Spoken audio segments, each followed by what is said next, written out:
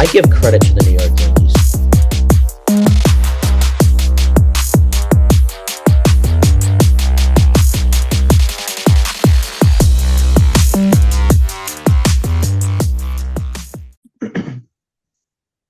This is the Sports Saga podcast presented by Aldias Electric, the Gonzalez family team of Keller Williams, Southwood Tuppa, and Smack Apparel, the official fan gear of the Sports Saga podcast. Worth noting, this is our first episode, not only with a Ball State alum, but it's our first guest episode, as I call them, in a while. Brady Kudo, Keegan Hamlet, Noah Reed, straight from Nippert Stadium a couple days ago, joins us. I know this is a busy time of year for you. Thank you so much for taking the time. How's everything going?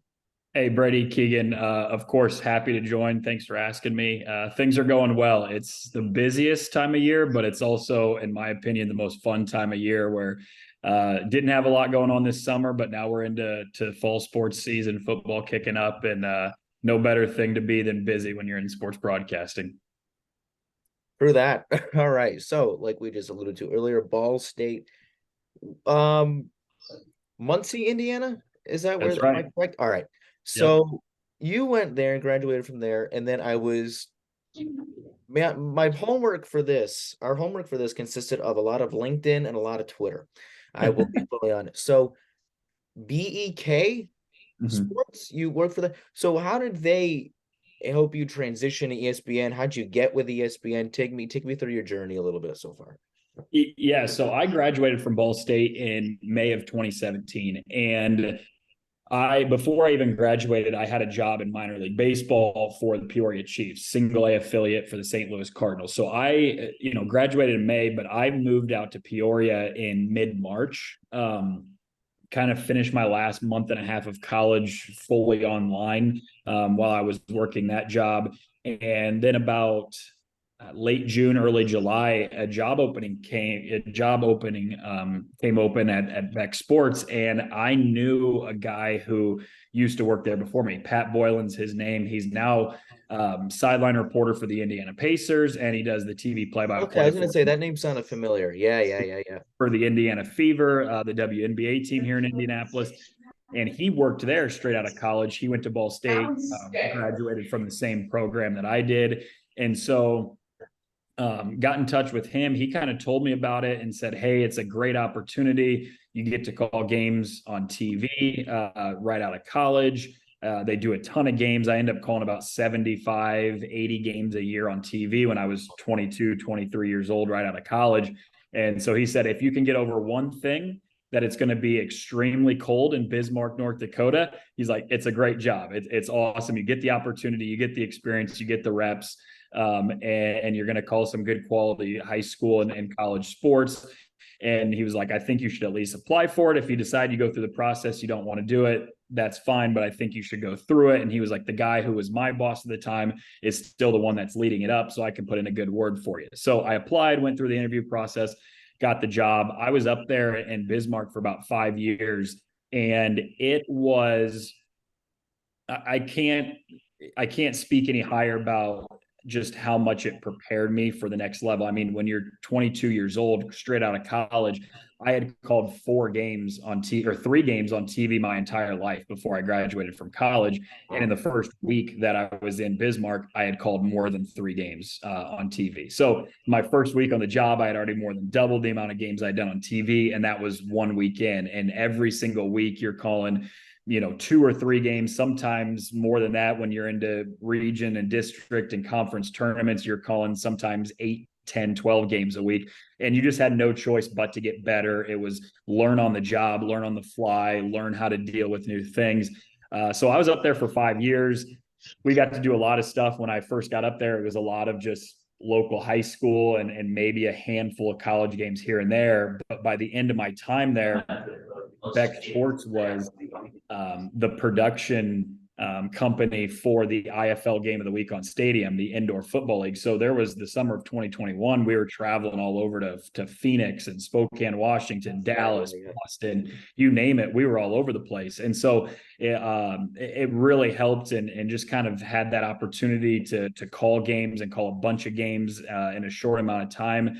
And one thing led to another where I just kind of got in touch with a handful of people at ESPN and at other networks too, where it was just sending my work to them every so often, keeping in touch, forming a relationship with them, keeping that connection. And then when I moved back to Indianapolis last summer, July of 2022, I had actually moved back here without knowing anything was going to happen with ESPN. I left a full-time job of that full security to say I'm going headfirst into being a freelancer, full-time freelancer. I'm going to make it happen. And then it was kind of funny. 2 days after I gave my 2-week notice to Beck Sports is when I got my first call from ESPN to say, hey, can you do this game for us? And I got really lucky to the point where it was one at a time, but they kind of just kept coming in, where I got one game and then the next game and the next game.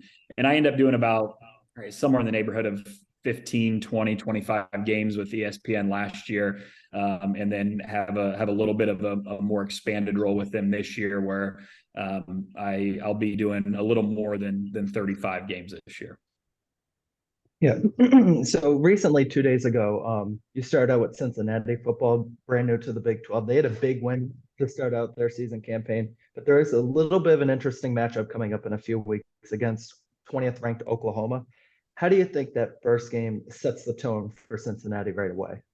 Well, I'm biased in the fact that I just, called their game and met with all their coaches and kind of got an inside look at the program. So let me say that first. But I'm a huge Scott Satterfield guy and Cincinnati fan now. I mean, like to the point that, I think they've got a lot of great things going on there. They jump into the Big 12. And you have to, of course, keep into perspective who they played, right? Eastern Kentucky is not an FBS team, not a Power 5 team, nothing like that. But when you're putting up 66 points in week one with a bunch of new pieces, a new quarterback, new starting running back, they only had one wide receiver back from last year's team, and that guy had 4 catches last year. So you're talking about the entire production of the wide receiver room gone. And they went out and they got 2 Louisville transfers. They got a Florida transfer, a Washington State transfer, a UConn transfer. Those guys are all really good, but it doesn't necessarily mesh really well right away. And I think it's probably still going to take them some time, right? They've got some big opponents coming up, and it's not going to be easy all the time. But Cincinnati was preseason picked to finish 13th out of 14 teams this year in the Big 12, and I just don't see that happening. I think that's a team. I'm not sitting here saying like, oh, they're going to win the Big 12. I don't necessarily think that. But what I'm saying is they're a lot better than 13th place in the Big 12. It's just a really good team. They've got a great defense with 2 All-Americans in that front line with Juwan Briggs and Dante Corleone to kind of lead the charge. They've got a bunch back in the secondary. It's a really good team. And I think they should be really happy with how week one went. And of course, if you're a coach, like you're always going to find the small things to nitpick on and say that, you got to be better here. You got to be better there. That's a coach's mindset, and that's how coaches should be. But when I come out of that game, I'm thinking to myself, man, Cincinnati's in a good spot. They've got a quarterback who had 7 combined touchdowns in week one and threw for over 300 yards. And they had a run game that kind of set the tone early in the game. A lot of things are going well for Cincinnati. And Nippert Stadium is a big home field advantage for them. They don't lose there very often. Now, they don't necessarily have big names coming in all the time like they will now in the Big 12. But you mentioned that game, Cincinnati and Oklahoma. I was calling that game with Ryan Leaf, and we talked about that towards the end of the game, just how big that one was. He kind of highlighted that game and said they've got a couple big games coming up in between them. They can't look ahead to week 4 right now, but when week 4 gets here, that's going to be awesome, right? Oklahoma and Cincinnati at Nippert Stadium, where Cincinnati is 32-1 in their last 33 home games. Like that place is rocking. They sell it out. It's not the biggest stadium in the world, but Cincinnati fans are loyal and they come out and they support their team. They're going to be loud. They're excited about being in the Big 12. I think Cincinnati can have a really fun year this year. And that game that you talked about, the Oklahoma one, that might be a great test to kind of see exactly where this Cincinnati team is and what they can be in year 1 in the Big 12. It's just interesting. You pointed out how, for you personally, one thing led to another. Kind of the same thing with Cincinnati and their rise to stardom, right? Like they had, got a big recruit in Travis Kelce, and then they go out and they with Fickle takes them to college football playoff, right? Like building on the success of the American, and I don't know, interesting comparison I made. So where are you? And I want to add this one thing Go too, ahead, if you go. don't mind talking about Travis Kelce. That kind of reminded me, there's not many teams in the NFL that can say this, and there are not many teams in college football that can say this, but I think Cincinnati has the best tight end in the NFL, right? Yes. With Travis Kelce. They've got Yes. the best center in the league with Jason Kelce. And I think you make the argument they might have the best cornerback in the league with Sauce Gardner, and that's coming from a Cincinnati team that wasn't a Power 5 team till this year, right? You're talking about Right. American for the last decade, and I think Cincinnati of all colleges might have the best player in the NFL right now at 3 different positions, which is crazy. You got a point. You have a point. So are you going to be mostly sticking in the Big 12, like Big 12 now, or are you? I don't know. I know I'm in the Big 12 this week as well. I've got Duquesne at West Virginia, but it's kind of during football season. It's every 2 weeks you kind of find out what your schedule's going to be. So I think I'm going to have some more Big 12 now stuff this year. I do, but there's nothing. I can't sit here and say like for a fact I will or I won't. I might. No, I got you. I could be in other conferences and stuff like that. I really have no idea. It's kind of a 2 week at a time thing. You're going from one fun environment to another in Malone-Busker Stadium. Yeah, I actually did. I did a West Virginia game last year too, and that was my first time in Morgantown. And you want to talk about a college town that they treat game day like it's everything. Saturday afternoons, Saturday evenings in Morgantown are fun. And that game last year was a 1 p.m. start, and we start at 6 p.m. this week. And I'm kind of excited to experience that nighttime atmosphere in Morgantown.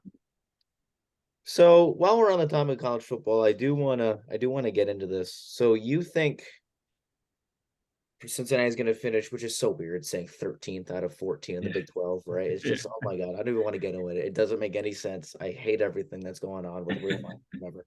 I'm not even getting into it. Is there, from what you've seen out of the Big 12, do you have kind of that team that you're keeping your eye on? Is like, they might come out on top, or they might, find themselves in a conference championship game? Yeah, I don't know. I think I really like Kansas State. I think that's a really good team. Chris Kleiman is a great coach. It does things the right way there. I think Kansas with Lance Leipold, they're getting better and better. Kansas is a team that for a long time was kind of the joke of Power 5 football, right? Like everyone talked about Kansas wins no games or 1 game every year. That's not going to be the case anymore. I mean, 2 years ago that they didn't win very much. And then last year they go to a bowl game. They start 5-0 and they're ranked in the top 25 in the country going into week 6. They had some injuries. Things fell apart where they lost. I think it was like 6 of their next 7 games, but they still made it to a bowl game. They got 6 wins, bowl eligible. And I think that was really way more than anybody was expecting them to do last year. And now I think Kansas is kind of a team where people are talking about, can they be a consistent bowl team every year? Can they win 7, 8, 9 games?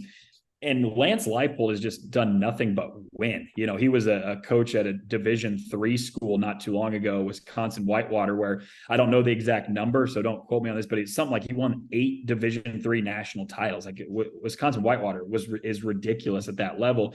He wins there. He goes to Buffalo, takes over a Buffalo team that was in a really bad spot. And after a few years in Buffalo, turns them into one of the best teams in the MAC. And now he jumps over to Kansas. Year 1 there wasn't great, but year 2, he goes to a bowl game. And I just think Kansas is going to continue to build. So Kansas and Kansas State are up there. I think a lot of people kind of had Texas Tech as like a sneaky pick, but they go on the road and lose in week 1 to Wyoming. So not that that means your season's over, but it certainly wasn't the way you wanted to start. So I kind of think, just off the top of my head, there are certainly other teams in the Big 12 that I think are going to be better than what they're picked to be right now. But Kansas and Kansas State are the teams to me where it's like, keep an eye out on them, because I think they have chance to do some damage in the Big 12 this year. Yeah, Kansas State. It's interesting because we were able to. This is when we first started. We had one of the a writer for K-State on, and he kept telling us, he was like, don't sleep on them. Do not sleep on them. And we're like, okay. Like I feel like Manhattan, Kansas, it's a college town. They say the same thing every year, right? They're like Cowboys fans. They say the same thing every year. And they won the Big 12. Like it was really, really nice to see. Oklahoma. Can we just talk about that game for a minute? They can score some points, huh? Yeah. I don't know. Is that who do they play next week? Because SMU. SMU, okay. Should be A little fun. more of a test. That's gonna be a fun game. Yep. Can they keep it up? Yeah, I'll be interested in Oklahoma to see. I think next week's that's a big game. The SMU game, you kind of bring that up, and like SMU preseason top 3 in the American this year, a team that's making the jump to the ACC next year. Yeah, because that makes sense, right? We just found that out on what, Thursday or Friday last week. Yeah. So yeah, I don't know. I think Oklahoma has a chance to be good. I think a lot of people are expecting a big bounce back year this year after they struggled last year, and I think they're top 3 in the preseason poll in the Big 12 this year. It's their final year before jumping over to the SEC. So, I mean, I think they've got as good of a chance as a lot of teams, right? I mean, you're talking about probably Texas, Oklahoma, Kansas State. I think in some way, shape, or form, some order, that's a lot of people's top 3. That would probably be my top 3. I don't know what order I'd necessarily put them in, but your question was, can they keep it up? I think so. I think that's a team that's expected to do some big things in the Big 12 this year. And this Saturday is going to be a big test. Like, I think you're going to be able to say a lot more about Oklahoma after Saturday evening coming out of that SMU game about just knowing what they can or cannot be.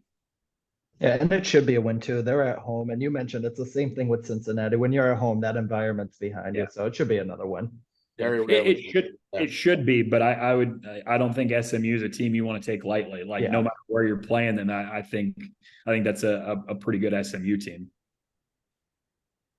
So obviously this is a ways away, but I feel like after week 1, I think we're starting to get the sense of, all right, who can be legit. I'm going to go to the most legitimate of the legit. Say that 3 times fast. College football playoff. We know it's the last year of the 4-team model. And I want to get some early not preseason. We started. It's already week 1. Week 1 ends tonight. Clemson Duke. Yeah. That's going to be a fun one, by the way. That's going to be a really fun game. Keegan, I'm going to start with you.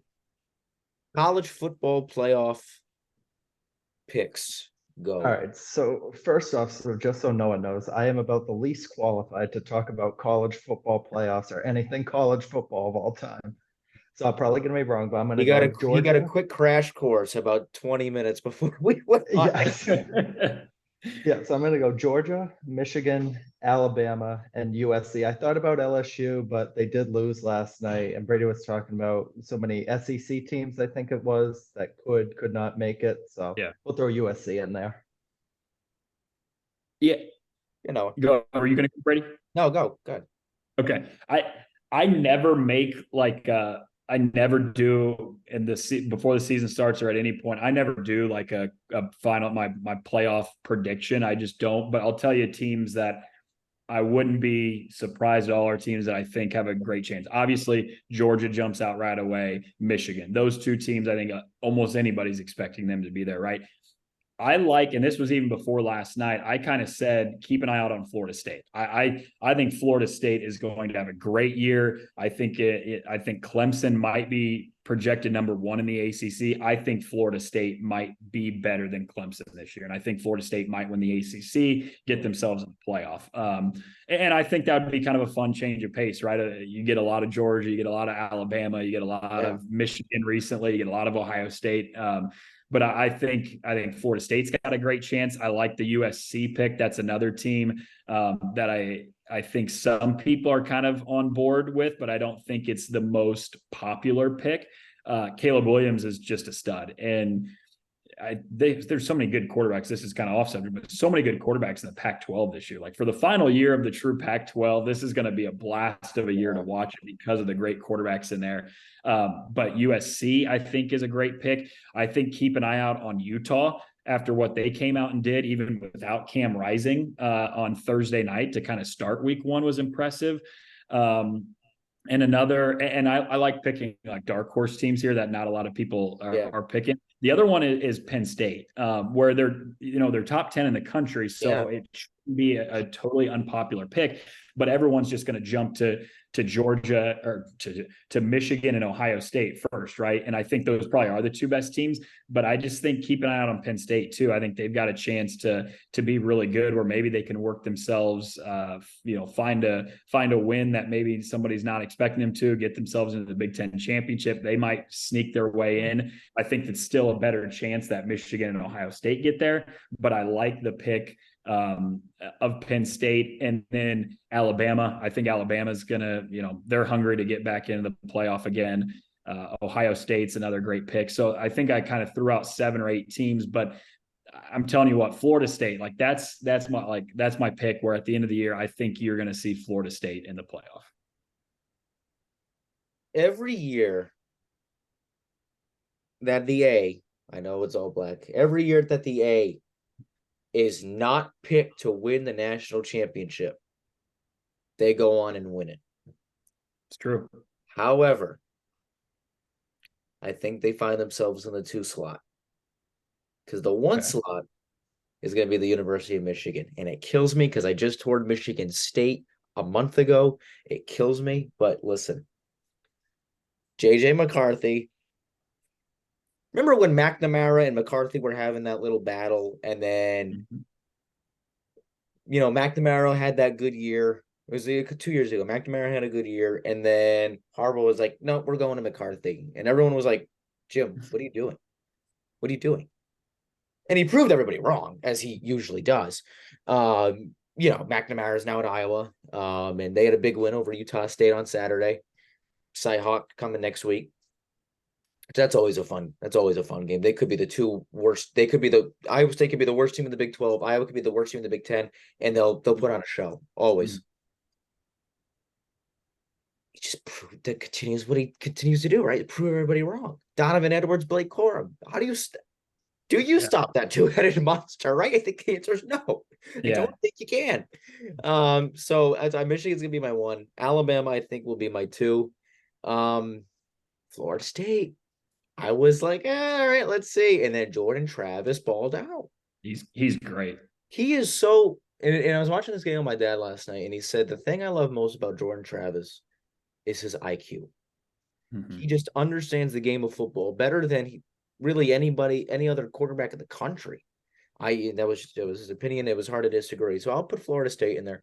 And then the 4th one's kind of tough because, USC kind of got off to a slow start at week 0 against San Jose. They ended up opening it up, obviously. Same thing last week against Nevada. They ended up opening up.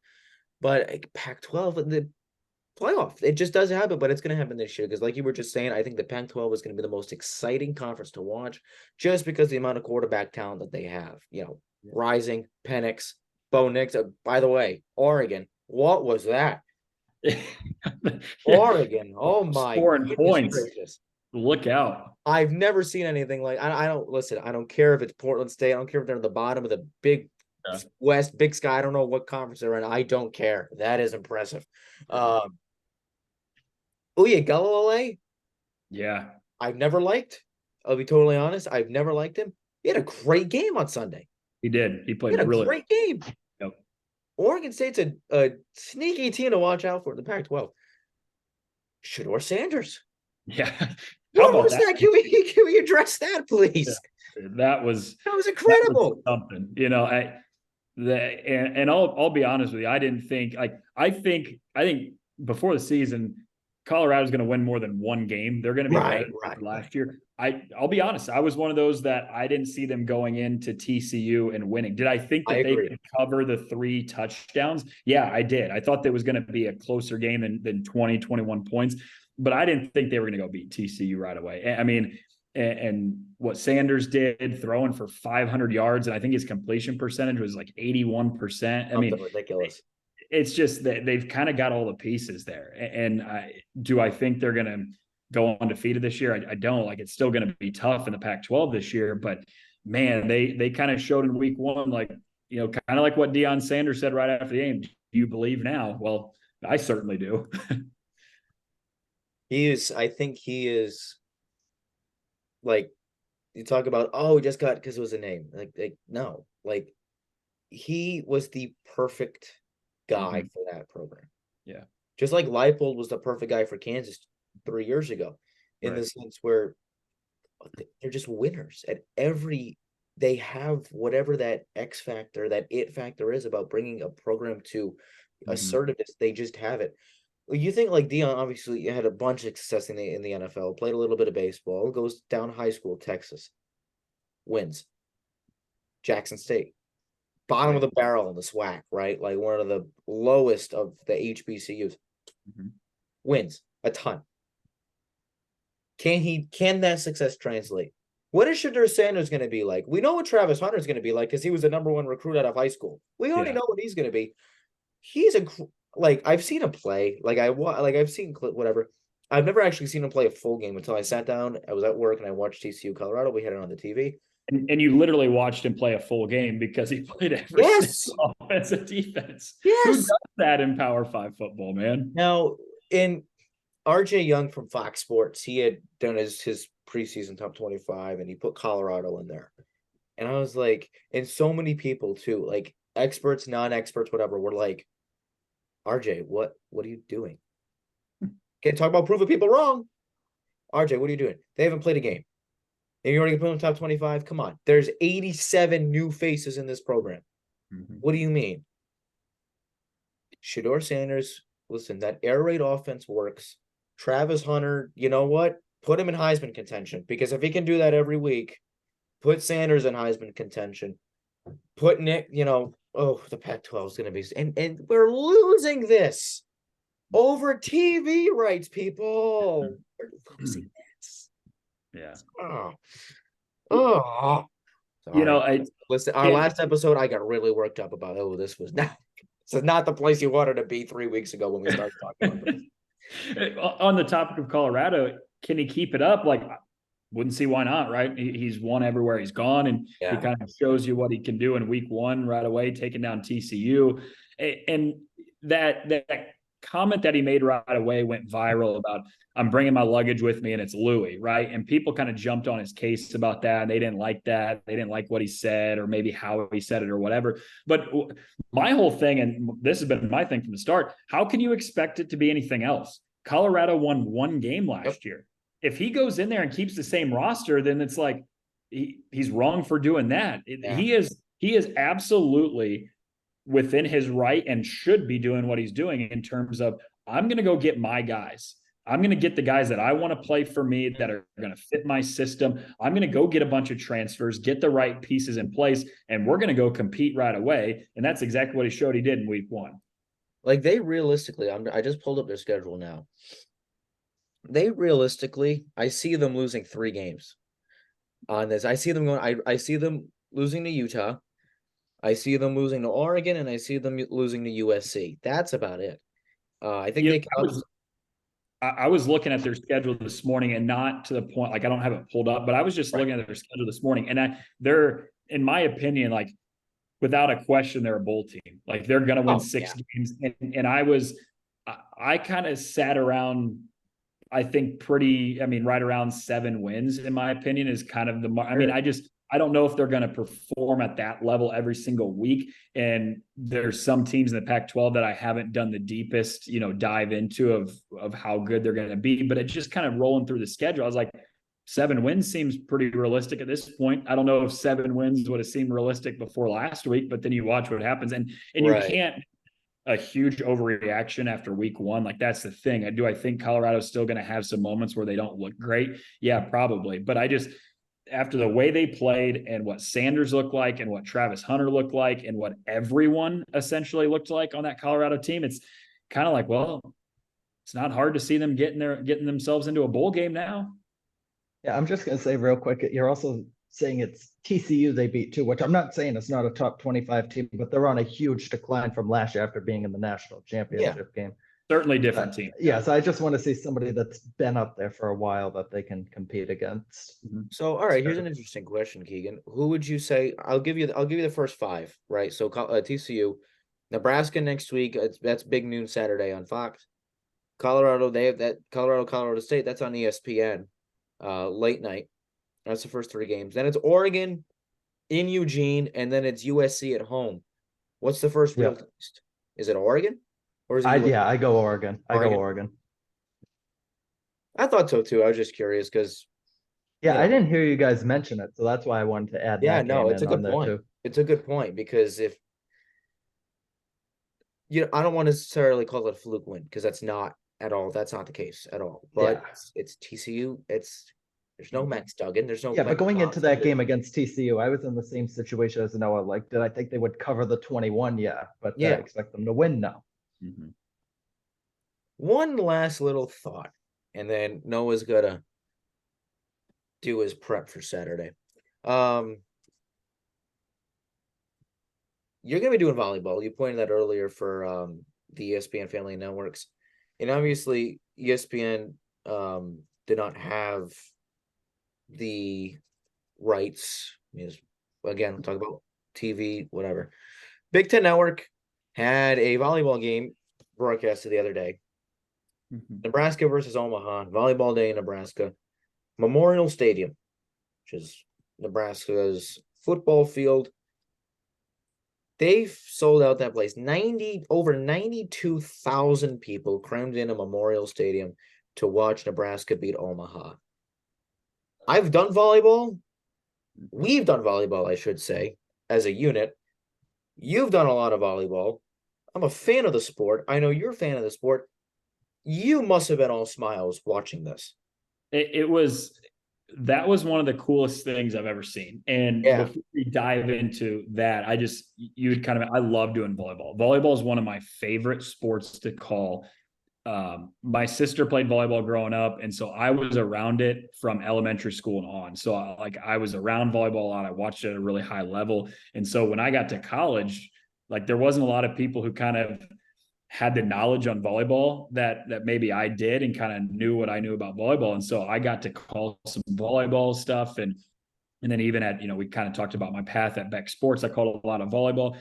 Volleyball is one of the most fun sports. And I'll partner that with softball as well. Just the pace of the sport. It's quick. It's fast. It's exciting. It's just, there's no other way for me to describe it. It's just a blast to call it. And you kind of immerse yourself in the atmosphere of volleyball and the fast pace and how electrifying it can be. I love doing volleyball. So I'll say that first and foremost. And I'm excited to get to do volleyball this year for ESPN. That was so cool to see. 92,003 fans packing into Memorial Stadium to watch volleyball. And it just goes to speak about the awesome level of coverage that volleyball, softball, women's basketball, any women's sports is on such a trajectory upward right now. And it couldn't be more deserving. And it should have happened much sooner than it has been, because I think it's been a big thing for the past few years. You could probably say the past 2, 3, 5, 10 years, wherever you kind of want to draw a line, because it seems like it's gotten bigger and bigger. But then even the last few years, it's just skyrocketing with the coverage and the excitement level and the people that are watching, the viewership. And I don't know how else to prove that other than saying more than 92,000 people wanted to go to a volleyball match. That is super cool. And it was such a cool thing to see. And they really put on a show. They did it the right way. It was awesome. Kudos to Nebraska. Kudos to the Big Ten Network for how they covered it. And the person who did call it, Connor Onion, is actually one of my best friends. Him and I went to school at Ball State together. Oh, that's right. Him and I talk numerous times a week, and he got to call that. And I remember texting him the next day about it, and we talked about it. And about 24 hours after the fact, this match had been over for 24 hours. Him and I were texting, and he was like, I'm still trying to gather myself and come down from that high of that moment. It was he was excited, and he should have been, and he earned that moment. Awesome dude, phenomenal broadcaster. I'm really glad it was him that got the chance to call that, and he did it the right way, man. He's so good at what he does, and for a big moment like that, it was deserved that he was on it, But he just kind of talking to him, like firsthand experience of what it was like, man. It was pretty surreal for him, I know that, and it was surreal for, I think, volleyball fans to experience that and see how cool that was. And I'm hoping, 92,000 is not going to be the norm at every volleyball match, but I really hope we continue to see, and I think we will continue to see, attendance at a much higher number. I think we're going to see viewership at a much higher number.